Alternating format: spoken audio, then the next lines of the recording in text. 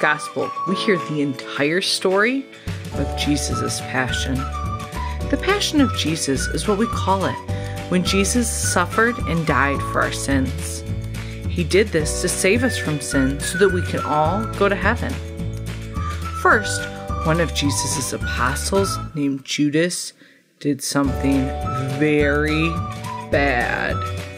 He tells the chief priest that he will help them arrest Jesus if they give him money. Next, Jesus celebrates the Last Supper with his 12 apostles. This is the very first Mass where the bread and wine become Jesus' body and blood. After they eat, they go to the garden where Jesus prays to God the Father. He wants the Father to take away his suffering and death.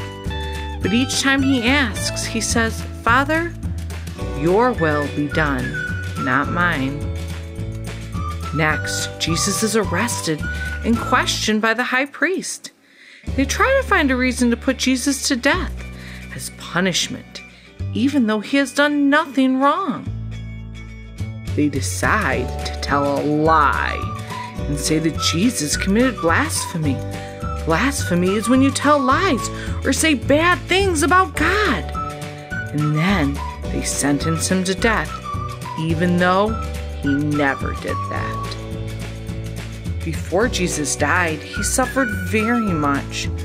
People who were once nice to him changed their minds and decided to be mean instead. Jesus was forced to carry his cross up a hill, and then he hung on it until he died. All of these things took place on the holy days that we'll celebrate later this week, Holy Thursday and Good Friday. This was the only way that Jesus could rise from the dead in victory on Easter Sunday, which we'll celebrate next Sunday. After Jesus died and rose from the dead, many people from all over the world started to believe in him. And now we can all be forgiven for our sins and one day go to heaven.